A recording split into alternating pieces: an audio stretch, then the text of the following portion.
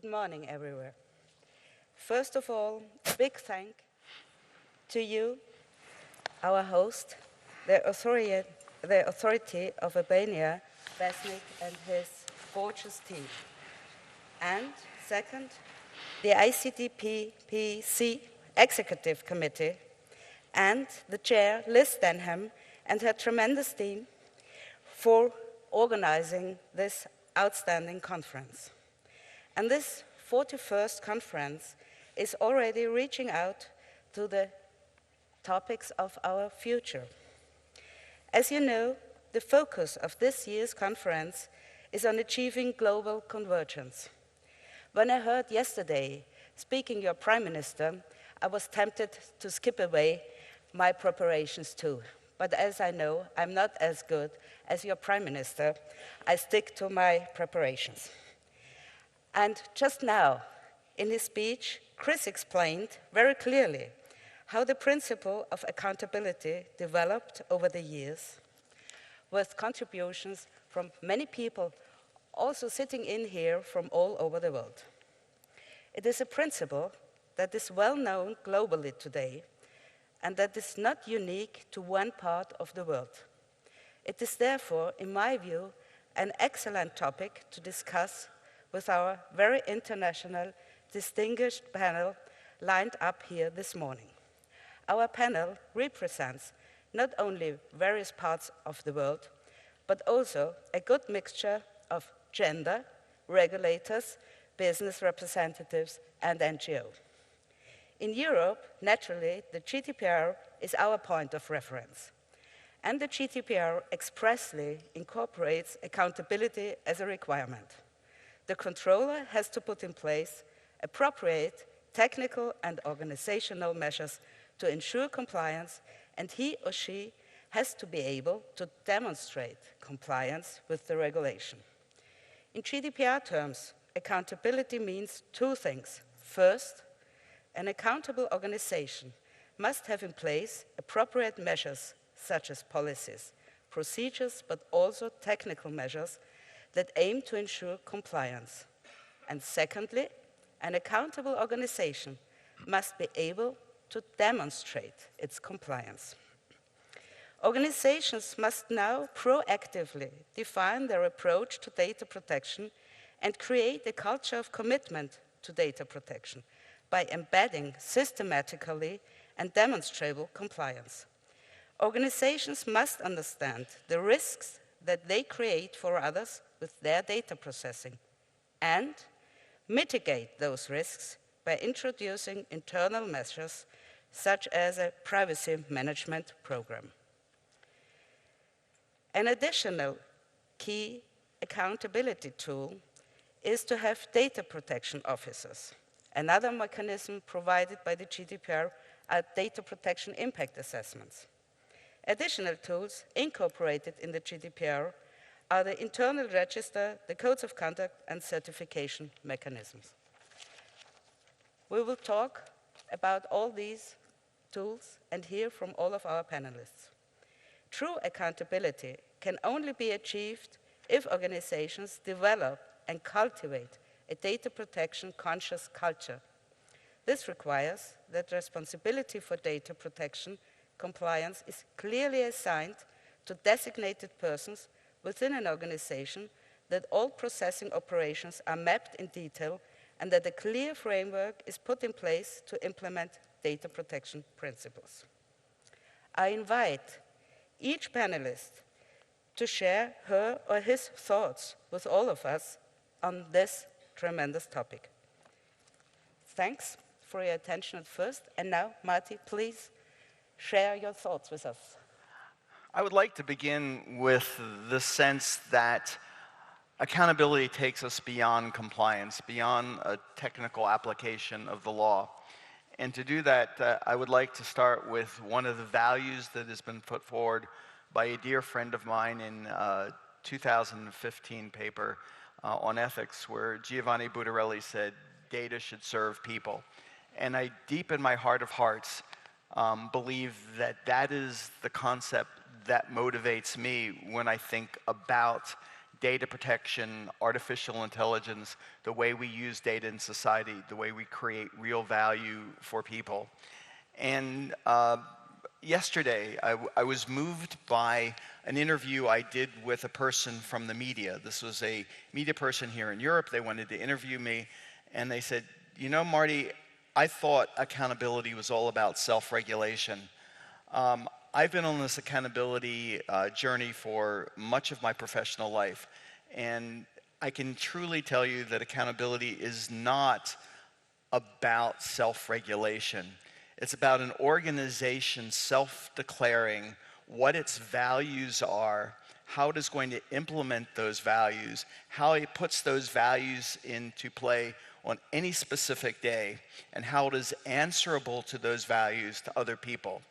That means that a truly accountable organization to describe why it made decisions, explain that to a regulator, and be held to account by that regulator for actually complying with its values and putting them into play in a competent and fair fashion. So I do not see accountability as self-regulation.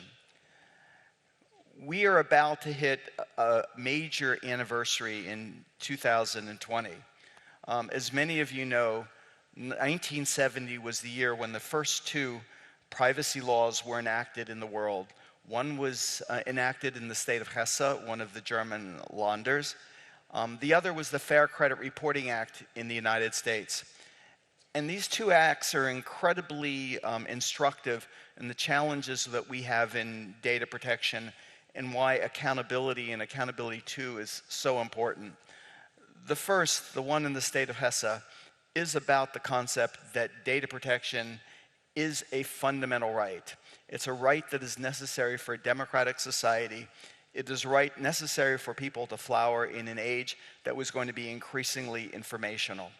And it goes to the sense that people should have autonomy, the ability to control the definition of themselves in as many settings as possible. The second, the Fair Credit Reporting Act, is a fair processing act. Nowhere in the act does it say this is a piece of privacy legislation. But the fact is, for the last 50 years, it has effectively guided the way we think about fair processing of data when organizations are making substantive decisions about individuals. And it understands that it's not just about the interest of a single individual.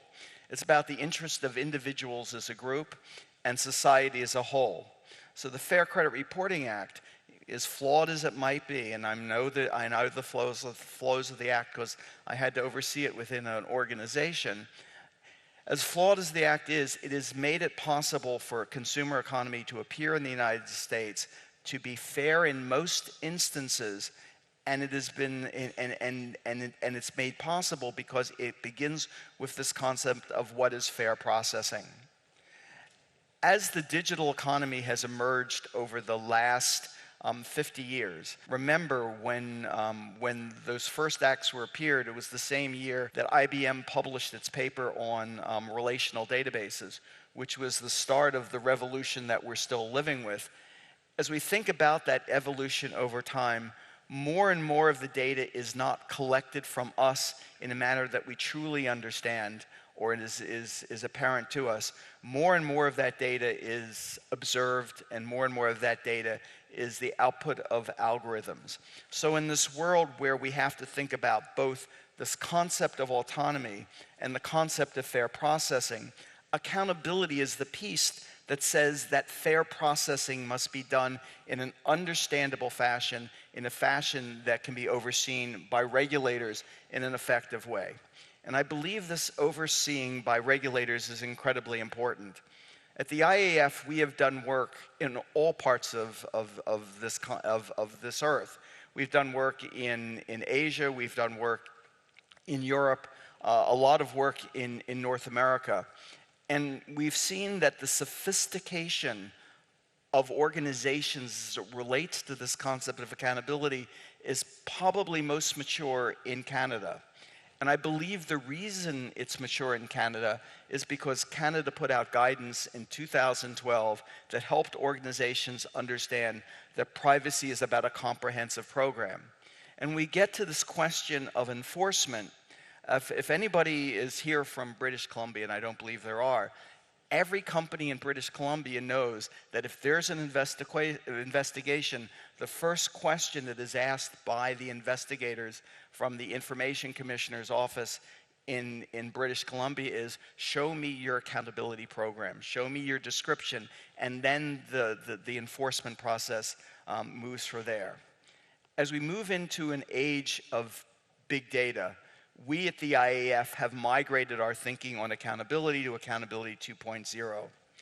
And there are two pieces of Accountability 2.0 that elevate it and change it from the basic concepts of accountability.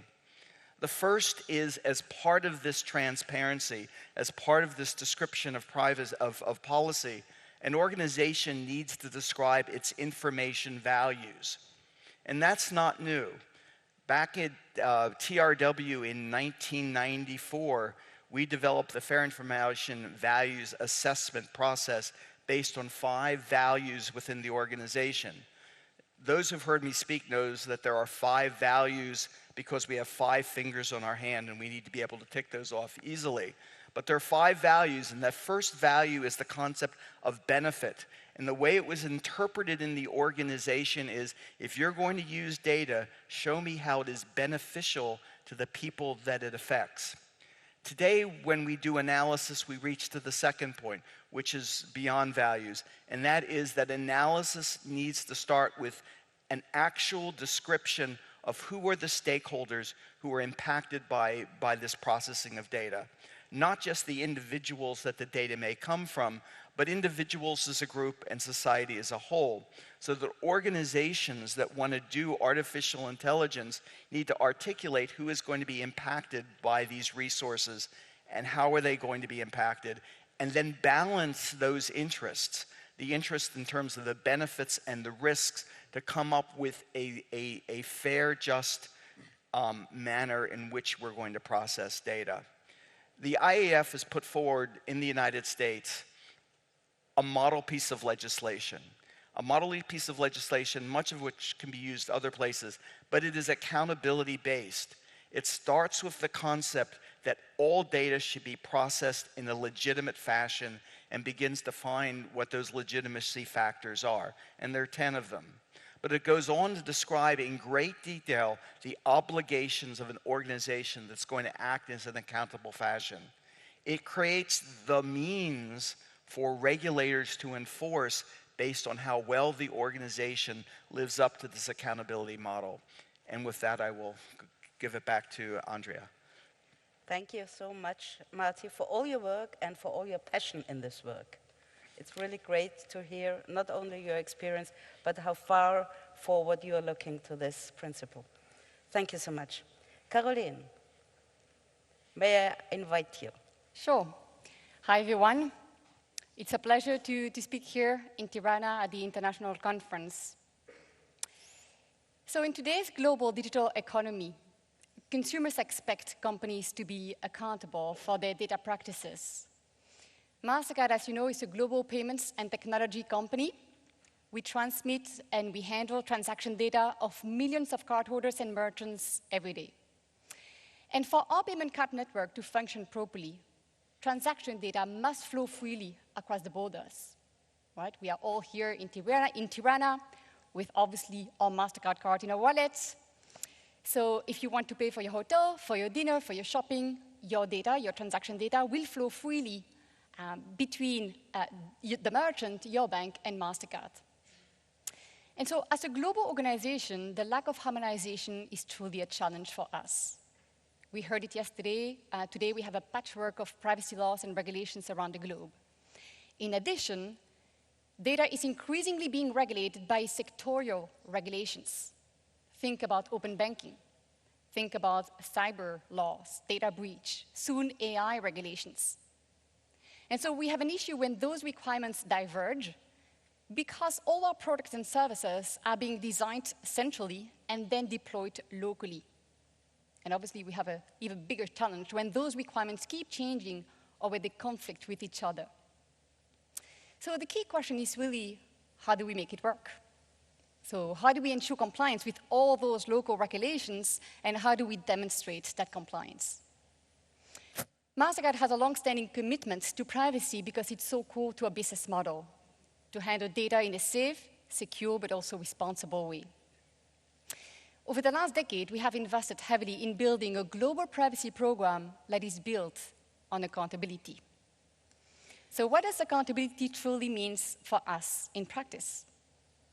If our program is designed to meet all the requirements of all those local laws, what I would call the what, to us, accountability is all about the how. How do we comply, and how do we demonstrate compliance? So how do we execute the projects to become a lion? Accountability really refers to all those tools, the procedures, the trainings that we are implementing in order to be in a position, actually, to be in compliance today, but also tomorrow and in the future, as the laws, technologies, and businesses continue to evolve. So let me highlight a couple of tools or elements of accountability. And before doing so, I wanted to congratulate actually Marty for the great work that he has been doing on accountability. And I would also like to refer to the work that Bojana Bellamy, the president of the CIPO, is doing in that respect with the CIPO accountability wheel. It all starts with executive oversight. If we want to have effective privacy and data protection, it is essential to have executive buy-in. And so as Mastercard, we have full sponsorship of our CEO, Ajay Banga. And privacy by design is actually included in our corporate objectives, which means that it has become the objective of every single employee in the organization. And trust me, it works. Every employee wants to do privacy by design to be able to meet their objectives. So getting that support from executive management is really key to instill a culture of privacy across the organization. It is also very important to have resources in place to administer your program. So I have a global team of fully dedicated privacy and data professionals around the globe, including specifically appointed data protection officers in Europe and in other markets. We have also appointed a network of privacy champions within the business who truly act as our ambassadors, as the first line of defense. And so they help increase privacy awareness within the area and help us monitor the effective implementation of the program. Obviously, what works for one company is not always appropriate for another. The key here is to make sure that privacy and data protection gets the right level of attention and focus.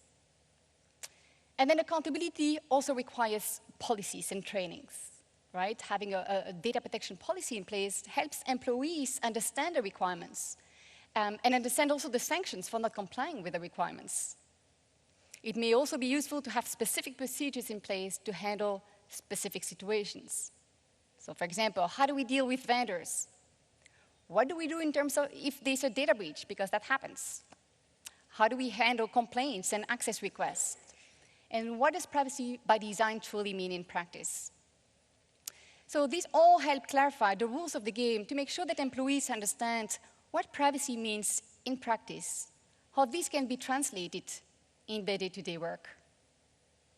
And then without going into more details, accountability also requires, obviously, the documentation and the checks and audits to verify the existence, but also the effectiveness of your privacy controls. And if there are gaps, that we have a process to remediate those gaps and to improve the program. If you think about it, all those elements of accountability are fully incorporated and reflected in binding corporate rules. Mastercard has binding corporate rules in place for all our activities, whether we qualify as a controller or a processor, to ensure that data can flow freely across the borders in a safe, secure, but also in a responsible way. And our BCRs require us not only to comply with the what, with GDPR requirements, but also to demonstrate how we will demonstrate compliance and how we will effectively comply. And Mastercard has recently also obtained certifications under the APEC cross-border privacy rules and privacy for processors recognition, which is another demonstration of accountability. So let me summarize a bit. What are the key benefits of accountability to us? So first, it facilitates effective compliance. Accountability really ensures that privacy compliance is not just a tick-the-box exercise. Privacy compliance is actually an iterative process, right, to verify and to enhance privacy compliance that can be audited. And as a matter of fact, we've just had an audit of our global privacy program early this year. Well, internal and external auditors have actually used our accountability framework as a basis for the assessments. And we managed to have a very good rating, so it seems that it works. As a second benefit, accountability allows for the flexibility that is needed to address variations in different legal systems and to take into account the evolving trends, including new technologies such as AI. So we have developed an AI framework at Mastercard to ensure that our company uses AI not only in a privacy compliant, but also in a responsible and ethical way. And our AI framework is fully based on accountability. For example, we have adjusted our privacy by design process and our data protection impact assessments to make sure that they are relevant in an AI concept so as to take all different risks and impacts to individuals and to society into account. And then as a third benefit, more generally, accountability frameworks like our BCRs helps demonstrate our commitment to act as an ethical data steward, and that really helps reassure our consumers, our customers, but also our board, our investors, and any type of internal and external stakeholders. And that really fosters the trust in our data practices. And as you know, we are all in the business of trust today. So let me wrap up by saying that we believe that accountability is part of an organization's corporate responsibility. And I would like to announce today, actually, the launch of our corporate data responsibility imperative. This is an initiative that is sponsored by your CEO to really advance a dialogue around responsible data practices. And in particular, we are proposing 6 data responsibilities, including accountability as the foundation. And this hopefully will help us and hopefully other companies navigate the challenges and opportunities of the digital economy.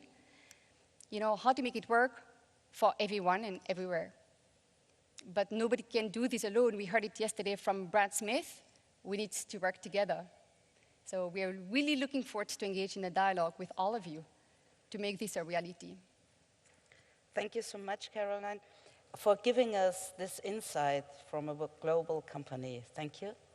Daniel. Thank you very much. Good morning, everyone. You have heard a lot this morning about Canada being a precursor in adopting the principle of accountability.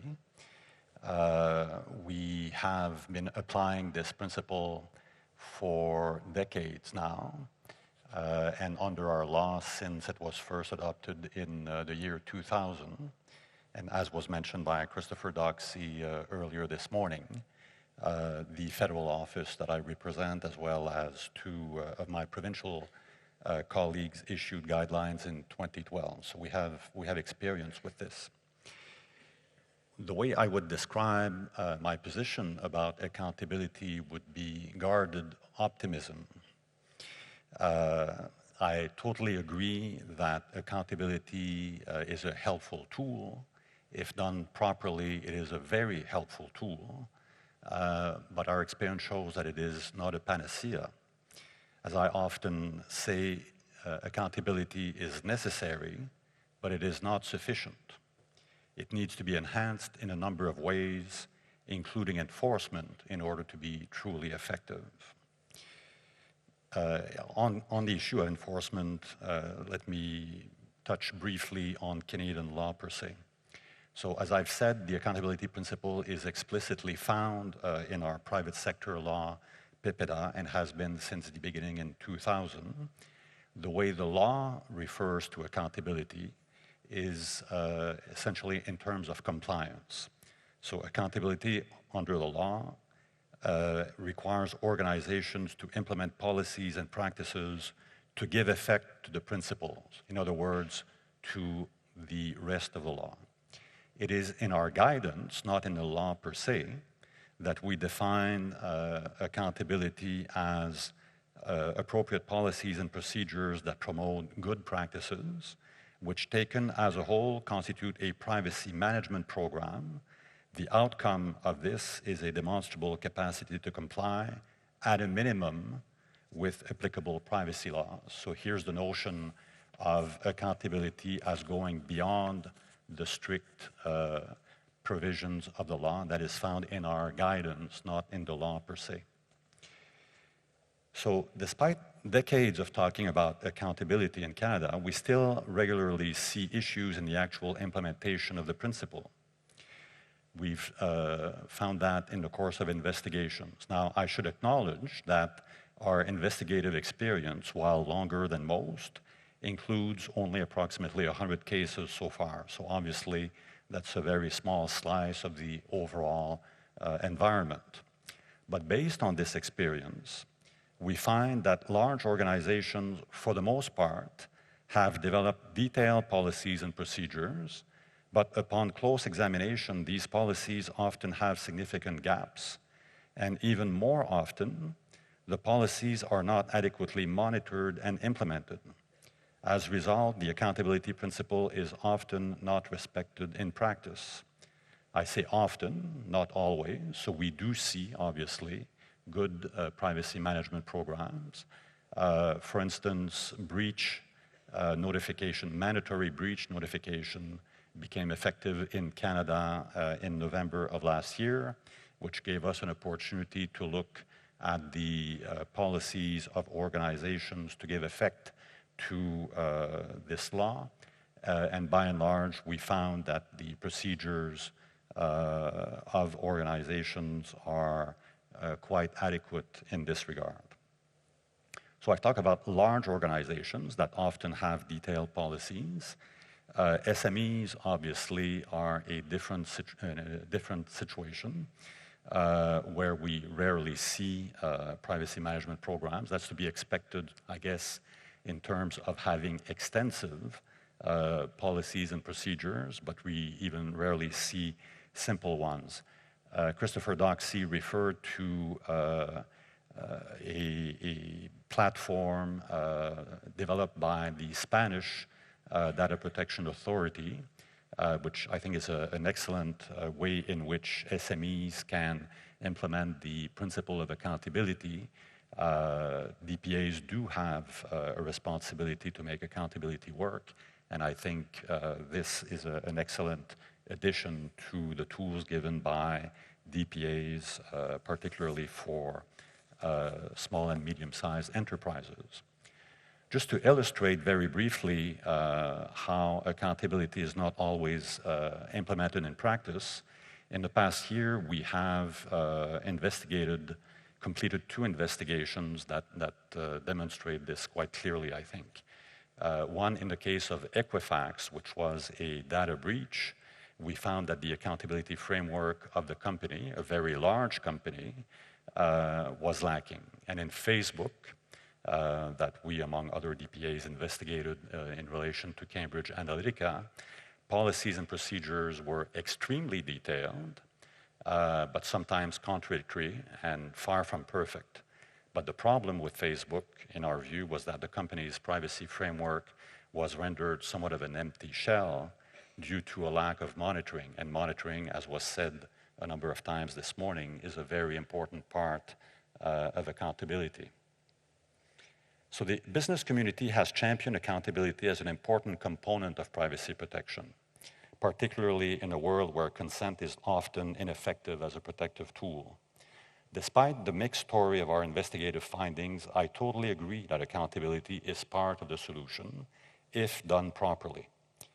It makes compliance with the law more likely. As Christopher said, it provides a toolbox to make compliance, and not only compliance, but privacy protection more likely. And so if done properly, it is extremely helpful, but it is not always done properly in our experience. And obviously, if done properly, this is also an excellent tool to improve consumer trust.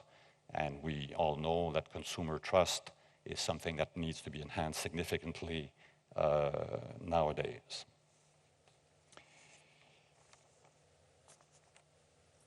There was reference this morning to the principle of demonstrable accountability, i.e. the fact that not only procedures need to be adopted, but that organizations need to be able to demonstrate in part to the regulator that they are complying with the law, that they have the right procedures. Again, I know that under Canadian law, the fact that the accountability is demonstrable is not part of the law per se. It is under GDPR, but it is not under the Canadian statute per se. So in order for accountability to be fully effective, I will mention 4 factors which I think are necessary. The first one being that the law must ensure demonstrable accountability, meaning accountability that is demonstrated to the regulator, an independent third party mandated to protect the public. Second, the regulator must have effective enforcement powers, including the authority to make orders and impose financial penalties in cases of non-compliance. In Canada, the principle of accountability exists at law, as I've said, but it is not enforceable in court, except in the limited context of cross-border data flows. Third, the regulator should have the authority to proactively inspect the practices of organizations. In a world where business models are opaque and information flows are increasingly complex, individuals are unlikely to file a complaint when they are unaware of a practice that may harm them. In my view, that means that proactive enforcement is required. Finally, it has been argued that enforcement could be effective even if limited to ensuring a fair and sound process. I underline process here.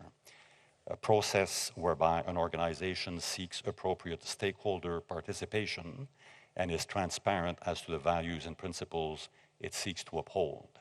I totally agree that there needs to be a fair process, but in my view, this is not sufficient. Enforcement may include issues around fair process and transparency, but ultimately it must be based on law, on hard law, on the lawful grounds of processing that an organization believes it is applying. Thank you. Thank you so much.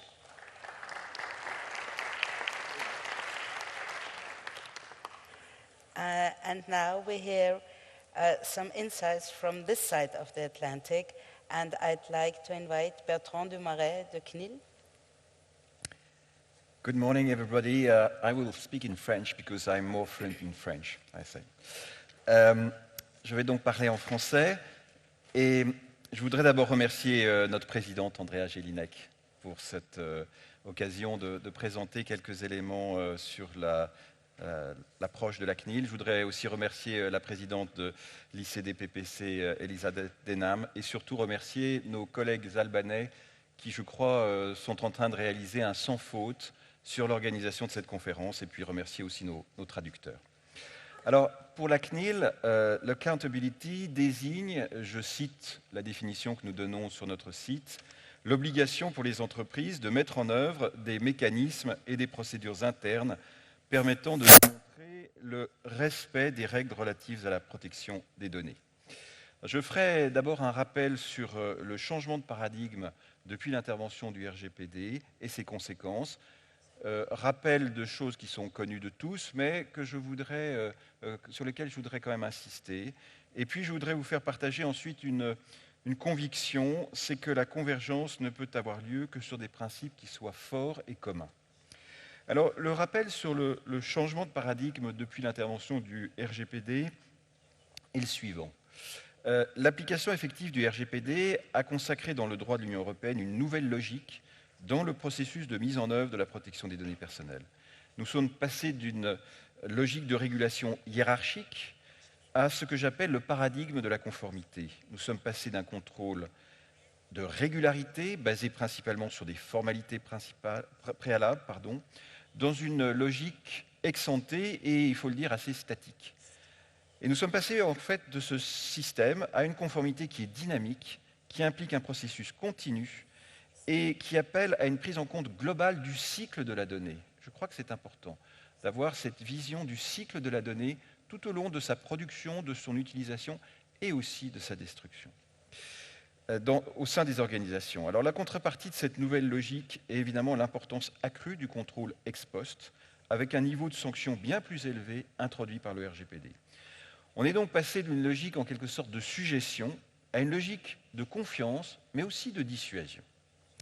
Alors, l'accountability n'est pas un concept nouveau au niveau international et dans de nombreux domaines régulés, elle a déjà été mise en œuvre.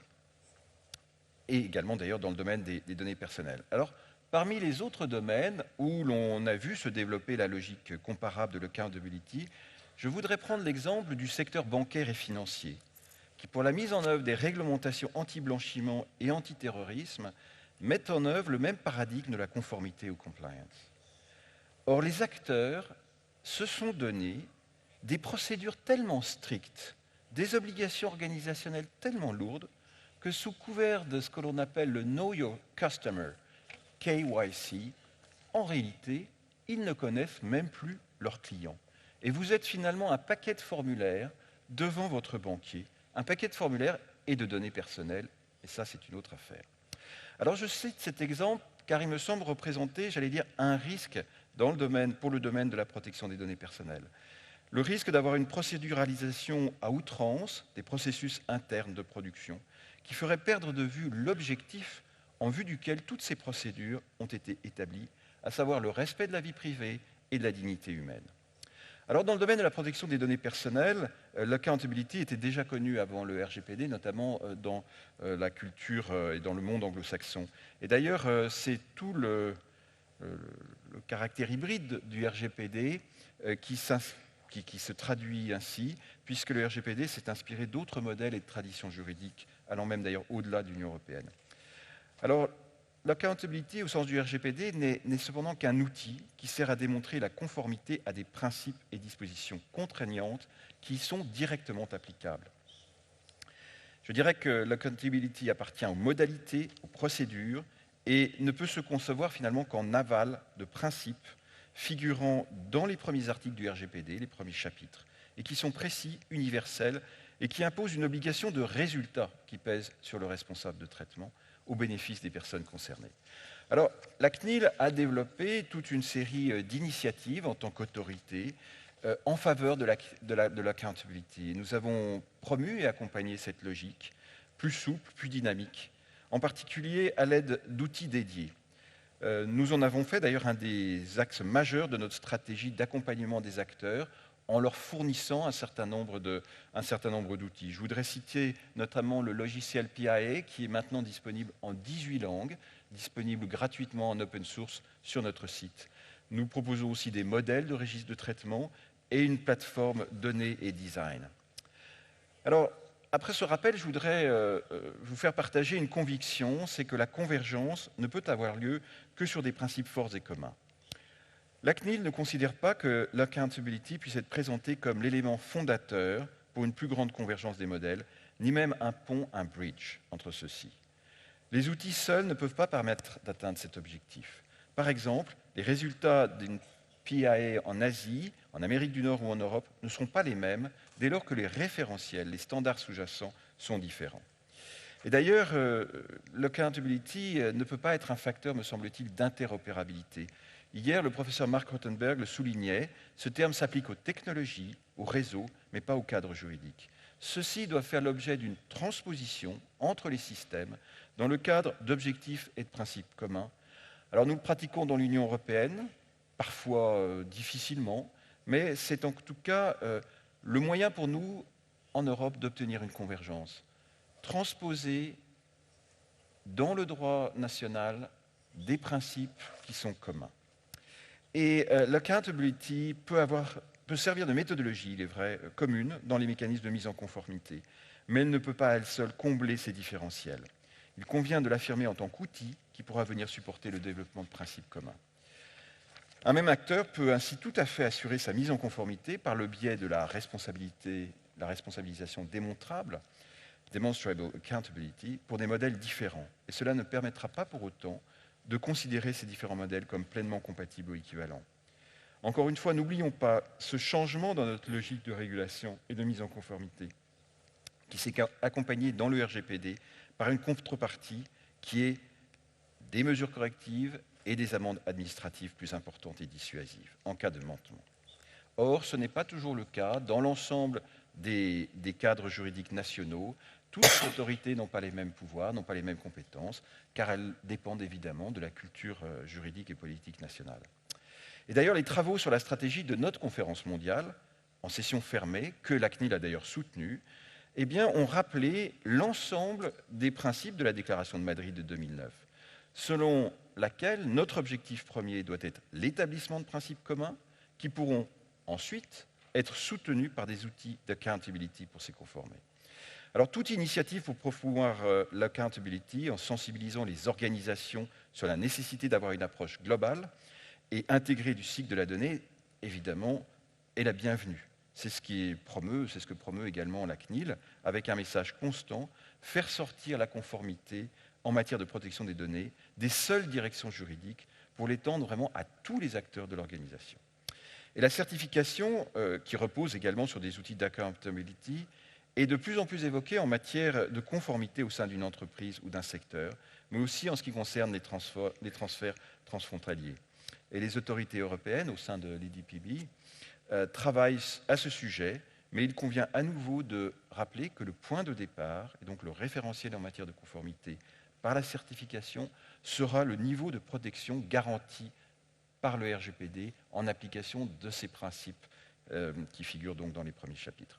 Enfin, en conclusion, je voudrais rappeler les discussions d'hier en session ouverte sur ce thème. Nous estimons qu'il faut rester ambitieux et que la définition de principes communs au niveau international doit rester l'objectif du dialogue international. C'est aussi par ces principes que nous pouvons apporter aux organisations, aux acteurs transfrontaliers, une plus grande sécurité juridique, mais aussi soutenir par des garanties communes le flux de données mondiaux. En tout cas, je tiens à vous remercier d'avoir pu exprimer cette position. Merci beaucoup, Bertrand.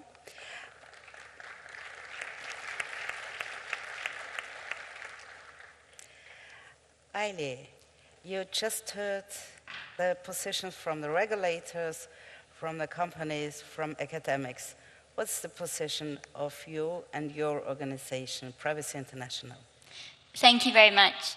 And I think just to reiterate, why are we here? Why are we talking about accountability? Why is this important? And why is the work that you all do so important?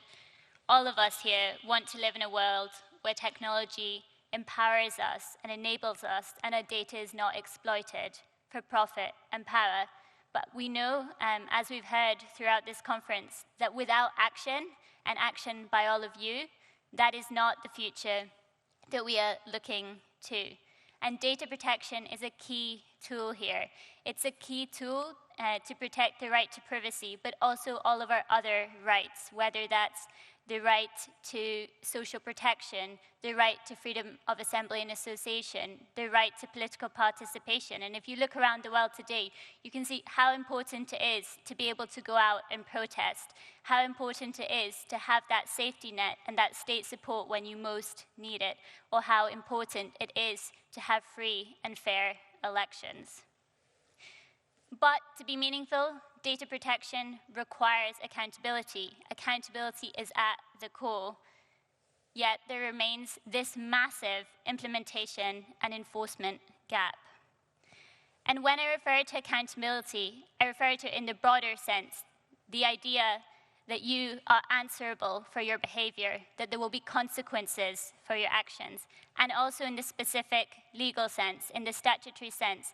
And as we know and we've heard throughout this morning, accountability is not a faraway concept. It is enshrined in law. It is a legal requirement on how our data is used. Companies and public authorities must be responsible and be able to demonstrate this compliance. However, in practice, what we're seeing around the world is a dearth of accountability at every level, at both of these levels, by companies, by governments, and the institutions that are supposed to protect us. And this has served to further exacerbate the problems of addressing the vast information and power asymmetrics that have come to define how people's data is used, and the consequences for individuals and for society as a whole. The explicit inclusion of accountability in a framework, whether it's in GDPR or the other frameworks that there are around the world, it should be a game changer. It should really indicate that there is this proactive obligation, that you must be able to demonstrate compliance, that you really must make these principles a reality. However, in practice, we're really concerned that's not what we're seeing, and this is made worse by a lack of transparency. Our experience as civil society has been that when you ask about accountability, when you ask a company, for example, how have you implemented your responsibilities? How have you made fairness a reality? Particularly if you have a data-driven business model, how have you thought about that principle of fairness within your work? How do you comply? Or whether it's that question of, please can I see your data protection impact assessment? You're required to do one, or even just a summary of it. This is not forthcoming at all. So that would be my question to the companies in the room. Are you transparent about how you implement accountability? How do you respond when you're asked these questions by civil society, by your customers?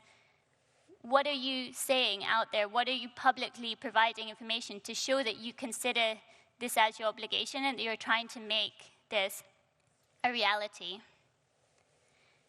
And we see how important this is, not just from the perspective of companies, but then looking to data protection authorities, who are in many senses the gatekeepers of accountability.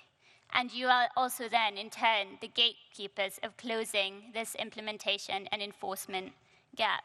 And you must be empowered, obviously, to do this. You need the resources, you need the independence in order to do your job. But you must do that, and you must be accountable as well for what you do with those powers, but also your failure to use those powers as well. And to be meaningful, accountability must go hand in hand with enforcement. You must scrutinize practices, you must investigate, you must do those audits, and you must take action when there are failures. You really must. You must respond to concerns that are raised with you, and we know that's hard, we know that resources are a problem, but you really are the gatekeepers in making accountability a reality. So that's my question to DPAs in the room, to privacy commissioners around the world. How do you make accountability a reality? How do you check that accountability is being implemented? Do you proactively do anything about this? Do you ask those questions? You're the one with the powers to look further. Companies are not responding to civil society necessarily. So what can you do to push accountability to becoming a reality? And then on to the role of civil society. Civil society must also be empowered to hold to account. Yesterday we talked a bit about the important role that journalists play and the difficulties and challenges there, and similarly with civil society. Many of the concerns and the issues around the way that data is used and the abuse of rights is often not obvious. Sometimes it will be obvious, and there will be blatant abuses of the law every day, and we also see unlawful practices have become normalized. An illustration, for example, of this, the Norwegian Consumer Council did a report, Deceived by Design, showing how some of the biggest companies in the world are deceiving us into making a choice that we wouldn't otherwise choose. But then, at the same time, the exploitation of data is often opaque, and it's really hard as an individual to even know that it's happening, to know what to do about it. And that's where, for example, many of the practices that we've uncovered have been a result of technical investigations. So you as an individual, do you have the legal tools? Do you have the technical tools? And that's where civil society has a role in revealing data exploitation, revealing the way that our data is being abused. And civil society are often the ones fighting for a data protection framework in the first place, fighting for the existence of a DPA. So how do you then show that trust that they have in you and make that a reality? And so civil society must have a role in that framework. You must they must have that ability to take forward complaints, to take forward actions, and have collective redress as part of a meaningful data protection framework to ensure that there is that dual layer of accountability. Otherwise, it will become impossible to challenge systemic issues. So really, leaving you with those questions that I asked, I think my thoughts on accountability are that there really remains a lot to be done by data controllers, whether they're companies or public authorities, by legislators to ensure, and governments to ensure that DPAs are empowered and have the necessary resources, but to ensure that a data protection framework is comprehensive, that it is strong, and that it includes collective redress. But also by you, by DPAs. You are the gatekeepers, you have the powers, or you're trying to get the powers. So make accountability a reality. Without this, data protection becomes meaningless. And in the end of the day, it's pretty important for our freedom and our privacy today, but also looking to the future. Thank you so much, Ali.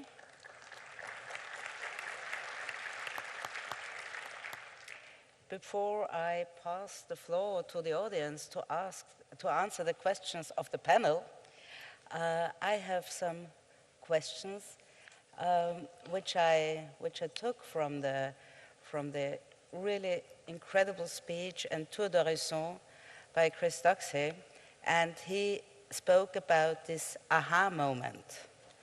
I think it's really an interesting thing because the aha moment is very emotional and has nothing to do with rational issues, but it always goes from emotion to ration that things are going to be moved. And so I'd like to ask you, Caroline, do you still remember your aha moment? Because MasterCard makes it that passion, you present it with that passion, like Ailey in her profession, you make it with that passion in your profession. When did you have your aha moment, and would you share this? Sure, thanks, Andrea. Very good question. So I think I remember my aha moments. As I have mentioned previously, we have invested heavily in data transfer mechanisms because data transfers is just so core to our business model, right? And so back in the old days, we invested a lot in achieving safe harbor certification to enable the transfer of data from Europe to the United States. And as you all know, at some point, safe harbor has been invalidated by the Court of Justice, and so we had to move to another legal mechanism, which were standard contractor clauses. And actually, these were also the clauses that we were using in the rest of the world.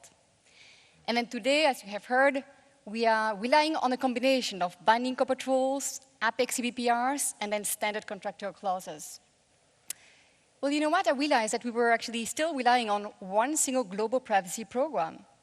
So on the same tools, the policies, the same procedures, the same trainings, but then making adjustments to address the variations in the different data transfer mechanisms. And so that gave me kind of the importance of having an accountability framework to adjust to those different data transfer mechanisms. Thank you so much for sharing your remembers. I would like to pass the question Ailey raised regarding the DPA. Are we enough staffed? Are we enough funded? Do we have all the things we need to enforce and to do what we are deemed to do? I think it depends from DPA to DPA, but I think I can dare to ask this question to the CNIL. What do you think? Are we ready to enforce? Because you already enforced in many cases before GDPR and already after GDPR. Alors, oui, bien sûr, nous sommes prêts à mettre en œuvre et à exécuter à la fois les obligations, j'allais dire, de fond, de substance du du RGPD et les obligations de forme. J'ai été nommé je vais vous donner un exemple très personnel, très concret. J'ai été nommé donc en février de cette année et personnellement, je tiens à participer à toutes les différentes activités de la commission, c'est-à-dire à la fois les avis sur les réglementations, l'élaboration même de certains éléments de soft law, et puis aussi la fonction répressive, la fonction de sanction. Alors, je n'ai pas une grande expérience, puisque cela fait seulement 9 mois, mais je peux vous dire que dans les dossiers de sanctions, qui nous sont amenés soit par des citoyens qui ont découvert que tel ou tel opérateur ne respectait pas un certain nombre de principes, ou que nous déclenchons nous-mêmes, parce que nous avons un programme de contrôle. Je peux vous dire que quand même, la première chose qu'on regarde, c'est l'application des principes. Sur des sujets qui sont aussi, j'allais dire, non pas simples, mais aussi objectifs que est-ce que le responsable de traitement a fixé une limite dans la durée de conservation? Est-ce que le responsable de traitement donne l'information, pour revenir sur la question de la transparence, à ses clients, à ses usagers, etc. Et puis après, nous regardons s'il a une politique interne, s'il a mis en œuvre des outils. Mais j'allais dire, c'est un peu l'expérience que j'ai, en tout cas depuis plusieurs mois, c'est que cette première grille de lecture sur les grands principes, la mise en œuvre des grands principes, j'allais dire, elle met en évidence peut-être, je ne sais pas, les 2 tiers des questions. Voilà. Donc je ne sais pas si j'ai répondu à votre question, mais voilà la façon dont je sens on procède. Merci beaucoup.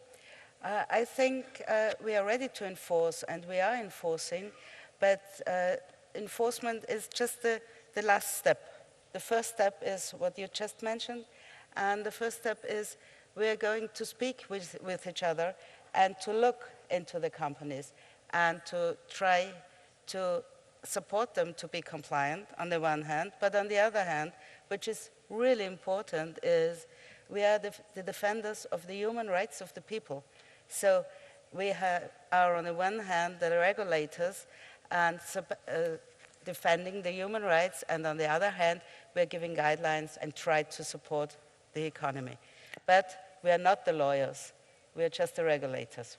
Matti, you want to jump in? So I would say that most regulators do not have the resources necessary for the complex world that we live in, and to be able to be curious and use investigations as a means to be curious. So I actually think that there needs to be the resources necessary for organizations, for regulators, and the CNIL might be well situated and the same in Austria, but I can tell you around the world that is not a universal case. And it is really about a curious. And I would also like to remind folks that the full range of fundamental rights as needs to be considered is not just this right to autonomy, the right to self-determination as it relates to my digital data. It's that digital data is used in a fashion that makes my world better. And I'm not talking about advertising, I'm not talking about better entertainment, I'm talking about better in terms of health, better in terms of education, better in terms of more opportunities for my children. And that part of the challenge here is how do you vet these full range of rights when you're talking. It's easy to deal with things. It's easier to deal with things like, did I get the right sort of consent? Are the mechanics for creating, for choice getting to file quickly? Those are much easier to regulate and oversee than this concept is the organization acting in a responsible and answerable fashion. And it's the responsible and answerable that requires really new tools. But I would also say, I come from the Information Accountability Foundation, so you would think I believe in accountability. But I will tell you, accountability doesn't solve every single data protection problem. There is an over-collection of data in the world. There's an over-generation of inferred data.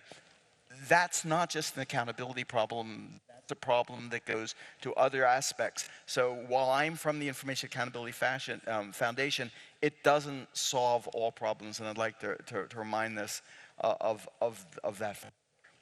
Yeah, for sure you're right. Daniel wanted to jump in at this moment, and you already said accountability is part of the solution. Yes. So I agree that many DPAs do not have all the resources necessary for compliance, and one of the advantages, certainly, of accountability is that it can facilitate prioritization in the compliance activities of a data protection authority.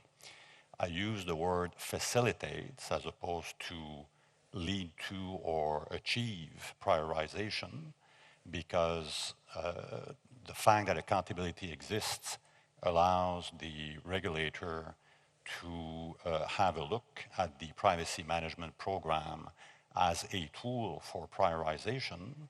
But because of the experience that I described a few minutes ago, whereby policies often have gaps and not necessarily monitored, accountability cannot be an absolute screen.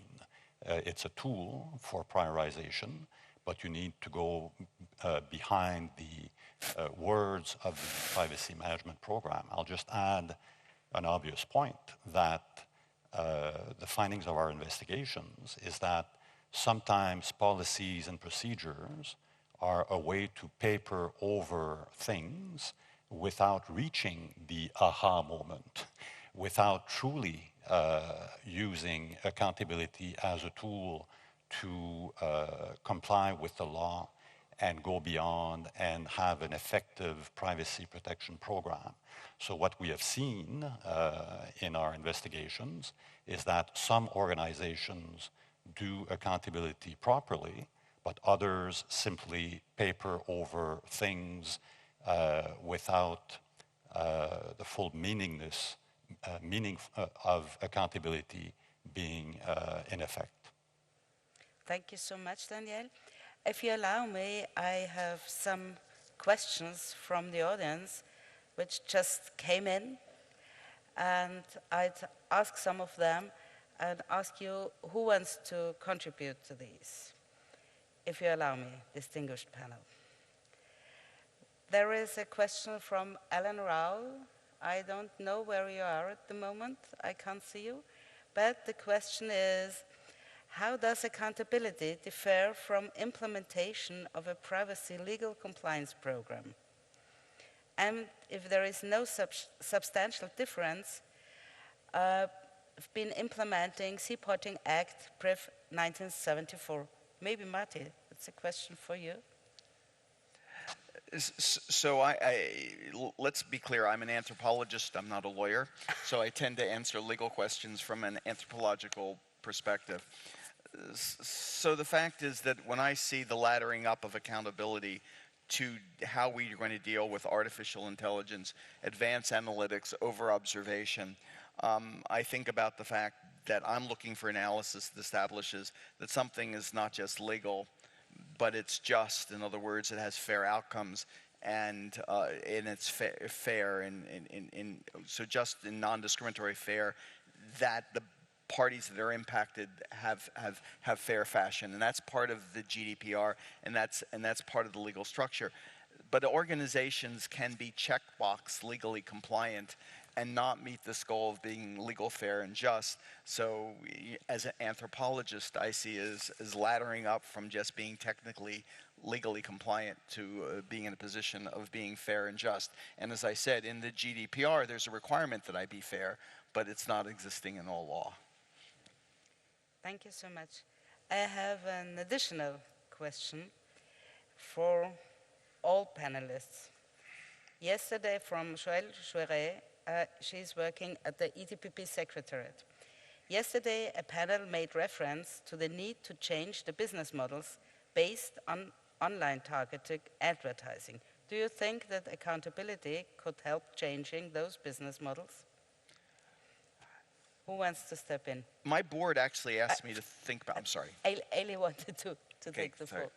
I think it's at the core. I think finally DPAs are looking at this issue, and if you look at accountability as the realization of these principles, then there has to be a long, hard look at the way online advertising is currently working. So how did those principles apply? So data minimization, purpose limitation, fairness, security. Civil society has documented how the current model does not comply with these practices, so it puts the onus on those involved in the online advertising ecosystem at every level to demonstrate that, but then it also puts the onus on DPAs to take action where those failures have been demonstrated, and there are numerous outstanding complaints on this issue. Thank you. Is there anybody else who wants to step in to this question, to answer this question? So the question isn't whether there are business models that are getting dated and that need to be updated for the modern world. I think very much this world of personalization and advertising is one of those marketplaces where we need to think about what it means to build in the concept of fair practice and fair play, and do so in terms of many of the principles associated with data protection, as well as the concepts of the essential elements of accountability. And I'm not quite sure what those new, more from my perspective, ethical models might be. What I was going to say before is I've told my board that we have to spend the next 3 months thinking about how we begin to put it in a framework where we can actually talk about it and think about it. So from my perspective, there will be changes in business models. I'm just not quite sure how we get from where we are today to that change, and the core concepts of accountability do indeed apply to that. Thank you. I have a question from the audience directed to the CNIL. Do you assign value or meaning to the notion of practices that go beyond compliance? If so, what? Excuse me, can you repeat Yes. the question, because there Yes. is some echo. Do you assign value or meaning to the notion of practices that go beyond compliance?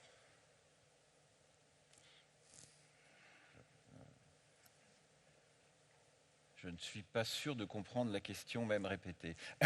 No, if it's, I think it's really a tricky question, and I don't want to bother you. Maybe the author of the question, Justin Weiss, can explain what he meant.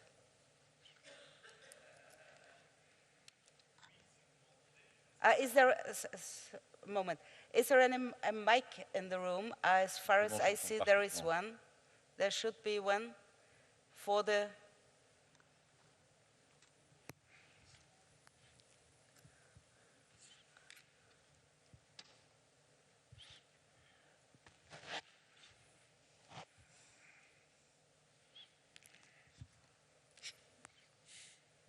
Ok, sinon vous pouvez la dire oralement. Non. Merci. Pardon tout le monde. Donc je vais faire une tentative en français, si ça vous convient. La question est tout à fait précise, puisqu'on avait un discours sur toutes les pratiques liées à accountability qui traitent de l'idée de toutes les pratiques éthiques et parfois des pratiques qui vont au-delà de ce qui est précisé dans les réglementations, dans les lois courantes. Je voulais comprendre au niveau des best practices, au niveau au-delà de cette idée de compliance, la vision de la CNIL sur cette capacité d'accountability, d'approfondir les bonnes pratiques de manière mondiale, même si certaines conditions vont au-delà de ce qui est strictement précisé dans les lois qui existent maintenant. Bertrand. Merci de cette explication. J'aurais plusieurs niveaux de réponse. Le premier niveau de réponse, c'est que vraiment, je crois, et on a d'ailleurs l'expérience au sein de l'Union européenne, d'avoir un mécanisme de convergence, d'harmonisation, dont la première étape est la fixation de principes, de valeurs communes, d'objectifs aussi communs. Qu'ensuite, chacun des États membres va décliner, entre guillemets, dans son système juridique national. Et j'allais dire que c'est un exemple assez intéressant, parce que en fixant d'abord ces principes, on peut les décliner en fonction des réalités des acteurs, des réalités des secteurs aussi. Parce que ça, c'est j'allais dire, une note de pas de page, comme feu notre ami Buttarelli. Le régulateur, j'allais dire, il est confronté à plusieurs niveaux de complexité. Il y a naturellement la question des transferts internationaux, de l'harmonisation des différents systèmes, et puis aussi en interne, il a des niveaux de complexité entre secteurs, entre acteurs, les PME, les grandes entreprises, le secteur public, le secteur privé. Donc heureusement qu'il y a, j'allais dire, cette pyramide avec au sommet un certain nombre de principes qui sont objectifs, communs et j'allais dire directement applicables. Bon. Ensuite, les acteurs mettent en place, avec notre aide, encore une fois, avec notre soutien, des mécanismes de procédure interne, de code of conduct et donc de accountability. Alors, est-ce que certains, vont au-delà de ce qui est nécessaire dans la fixation des principes? J'allais dire que je crois que le régulateur, dans sa fonction de réglementation, assistant en quelque sorte le législateur, doit effectivement faire attention à ne pas imposer, j'allais dire, des procédures qui soient excessives. Il doit aussi, et ça répond peut-être à la question précédente, je crois que nous devons aussi chercher à être, j'allais dire, neutres par rapport au business model, par rapport au secteur. Et là, encore une fois, j'allais dire, l'adhésion, j'allais dire même s'accrocher en quelque sorte à ces principes fondamentaux nous facilite le travail en aval. Alors je ne sais pas si je réponds à votre question, mais en tout cas, c'est encore une fois, avoir des principes. Je vais vous donner un exemple. Je relisais, pour préparer cette intervention, le discours du juriste français qui s'appelle Portalis, qui est un des auteurs du Code civil de 1804. La France, à l'époque, était divisée en deux cultures totalement différentes. Le nord de la France était finalement des pays de common law, et le sud de la France était des pays de droit romain germanique. Du droit écrit au sud, du droit coutumier au nord. Et finalement, l'essence du Code civil français a été d'énoncer des principes. Et ensuite, j'allais dire, les acteurs, les juges, les régulateurs de l'époque, les ont mis en œuvre. Alors, je ne sais pas si c'est un exemple qui est un peu ancien, mais qui peut-être éclaire aussi le futur. Merci. Merci beaucoup Bertrand. Before wrapping up, I just want to ask you one last question from the audience, from an accountability fan. And the question is, how do you implement accountability in a country where data protection is still new and the level of data protection maturity is not as high as in EU countries, for instance? I think this question I can address to you. For me. So, well, I think that's where your accountability program can help, right? Because you have already a basis for your program, the foundation of the program. And so what we do, but we view accountability as the how, but then obviously we have a basis of we also use GDPR as a basis of compliance, so as a global baseline for all the products and services that we build. So if you have like a common ground of the what, and then you have the process in place, which is really the accountability, you can launch that in any single market. And so what we do is before we launch new products to a particular market, we check whether there are specific requirements for that local market. If there are none, well, good, you launch actually what you have already in place. If there are, well, you adjust actually what your product in order to make them compliant with the local requirements. So I think the question is easy in the sense that the country doesn't seem to have a lot of legal requirements. I think the question is actually more difficult when you launch in a country where there are a lot of local requirements, because then it requires a lot of adjustments in order to remain compliant. Thank you so much. As there are 1 minute 45 left, I try to wrap up our session, if you allow me. One of the questions was, how do we get accountability into the mindset of the people, into the mindset of all of us? Marty told us that data not only should serve people, but that also autonomy and fair processing are no contradicting each other, that transparency is at stake, and that accountability is to overseen by regulators. And very important is also analysis of the stakeholders, which Caroline told us that lack of harmonization is a challenge for companies like hers, but it is all core that accountability, and not only to be accountable, has to be an objective of each single employee, and it has to be top-down and bottom-up. And she worked out very, very clear the advantages of being accountable. Daniel told us that accountability is part of the solution and how important accountability is in Canada and for his authority. And also, and again, he stressed the fair processing and that the companies have to demonstrate it.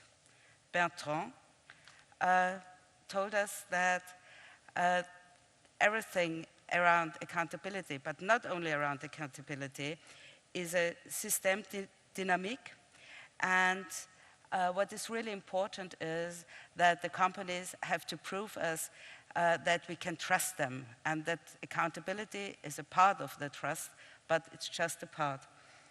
And that dignity is at core, and it's one of our main principles, not only in Europe, but all over the world. And the convergence of our common can just be made if we share common values and then common frameworks of these values.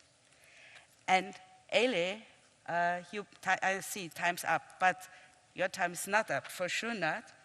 And you told us very clearly what are our duties as DPAs and what are the duties for the companies, and also what are your duties as part of the civil society.